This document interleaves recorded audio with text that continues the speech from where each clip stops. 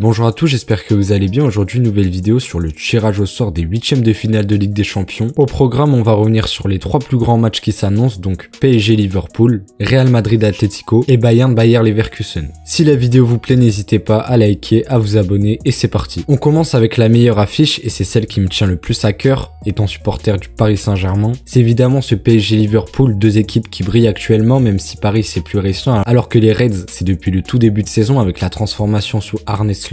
Pour moi, Liverpool est la meilleure équipe du monde depuis juillet. On peut parler de Barcelone, c'est légitime, mais c'est beaucoup trop irrégulier en Liga. Alors que Liverpool, ils ont connu que 2 défaites avec un visage impressionnant depuis des mois. Ils ont 2 choses qui les propulsent comme la meilleure équipe au monde. C'est d'abord leur équipe de fou, hyper équilibrée sur toutes les lignes. Alisson Becker au goal toujours au niveau, la superbe défense centrale Konaté Van Dijk, avec le petit Konsa bien prometteur et Gomez en rendement. Les latéraux à leur meilleur niveau, c'est excellent, avec Robertson et Alexander-Arnold. Au milieu, il y a un trio que je trouve incroyable techniquement et tactiquement, c'est McAllister, Curtis Jones et Ryan Gravenberch. Les 3 font partie de ce qui se fait de mieux actuellement en Europe à leur poste. Et en attaque, il y a le grand Luis Diaz, Gakpo et le meilleur joueur au monde cette saison, Mohamed Salah, qui réalise à 32 ans contre toute attente la plus bonne saison de sa carrière. D'une, il y a un effectif excellemment construit et réfléchi par les dirigeants des Reds, toujours aussi compétents, mais il y a aussi un jeu qui fait penser aux grandes heures de Jürgen Klopp à Anfield. Ils mettent beaucoup d'intensité autant avec que sans le ballon. Ils ont un jeu de passe qu'on aime tous voir avec des redoublements et des possibilités de contre-attaque maîtrisées, ce qui est l'une de leurs principales forces. Moi, cette équipe de Liverpool, elle me fait peur plus que les années précédentes, mais ils vont tomber aussi contre une équipe loin d'être facile. Paris a connu un début de saison vraiment compliqué, notamment en Ligue des Champions. Beaucoup de doutes ont donc fusé concernant la pertinence du nouveau projet parisien et la qualité des joueurs. Quand tu vois les matchs face à Arsenal, au Bayern, à l'Atlético, au PSV ou même à Gérone, c'était inquiétant. Mais à partir de cette défaite face au Bayern, ils vont tous se reprendre. Je pense qu'il y a eu à ce moment une remise en question de l'intégralité des joueurs et du coach qui a mené une inversion de tendance totale. Depuis, le PSG roule sur toute l'Europe, autant en Ligue 1 qu'en LDC. Justement, en Ligue des Champions, il y a des victoires 7-0 contre Brest, 4-1 contre Stuttgart, 4-2 contre City et plein de matchs de la même sorte en Ligue 1. Ce PSG version 2025, collectivement, c'est très fort avec un goal et une défense solide. Mendes, Hakimi, Pacho et Marquinhos de retour à un niveau vraiment impressionnant. Un milieu excellent qui sait tout faire avec le grand Joe portugais Neves Vitinha qui est à son apogée mais qui ne fait que commencer. Et enfin, il y a cette attaque redoutable avec Bradley Barcola beaucoup trop boosté depuis l'Euro de cet été. Doué qui est en mission Neymar. Ramos, le seul neuf, il peut être décisif comme il l'a montré face à Brest il y a 3 jours. Sans oublier Ousmane Dembélé, lui le meilleur joueur au monde en 2025. Il est dans une forme exceptionnelle, parallèle au retour en forme de Paris. J'ai hâte de voir ce match qui pourrait nous offrir un grand spectacle comme en 2019 où autant le match aller que le match retour avait été incroyable. On est là sur un duel 100% national espagnol entre le Real Madrid et l'Atlético Madrid, une double confrontation qui va être bien plus intéressante qu'on ne pourrait le penser. L'Atlético Madrid de son côté réalise une saison que je trouve sous-cotée. Il y a une stat impressionnante qu'on met pas assez en avant, c'est qu'ils ont seulement 2 défaites en Liga sur 24 matchs. À titre de comparaison, le Real en a 4 et en LDC le Real en a une de plus. Au niveau de l'effectif, c'est complet, il y a tout type de profil. Comme joueur important cette saison, il y a d'abord la légende Antoine Griezmann, toujours aussi important et impactant quand il joue, Rodrigo de Paul aussi, le Normand, Llorente et la superbe recrue Julián Alvarez,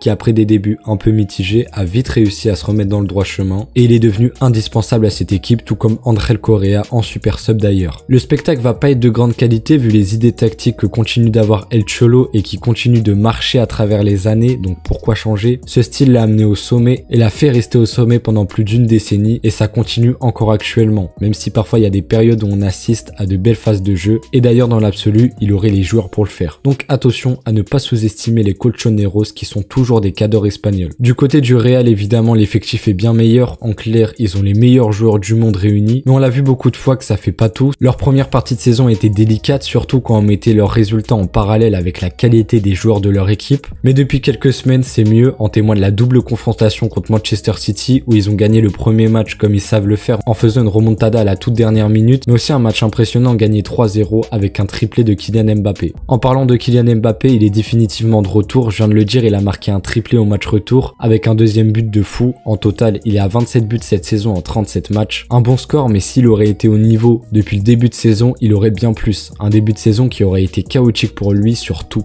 Bellingham revient en force depuis déjà quelques temps et Vini ainsi que Rodrigo ont toujours été trop forts depuis quelques années sans pause et ça continue aujourd'hui. Après, aligner les 4 c'est la grande question parce que autant ça peut très bien marcher mais ça peut aussi leur être fatal. Les absences en défense leur font très mal et ont contribué au mauvais début de saison, mais Rudiger vient de revenir, Alaba aussi, parce que Tchouaméni en défense centrale c'est catastrophique. Heureusement qu'il y avait Asensio pour limiter la casse. Malgré que Valverde soit bon en latéral, ça le fait s'absenter au milieu et le Real n'a pas recruté cet hiver un remplaçant à Carvajal autre que Vasquez, qui est moyen. Du coup il y a un top milieu en moins, donc ça te fait mettre Camavinga, Tchouaméni et Bellingham. En résumé, le Real a fait une première partie de saison difficile pour plusieurs raisons, mais ça commence à se remettre dans l'ordre sans que ça soit parfait. Je vous le dis, ce match va être vraiment intéressant. On passe au dernier match qu'on va évoquer aujourd'hui, c'est le Bayern Munich contre le Bayer Leverkusen. Encore là un choc 100% national, mais cette fois-ci allemand.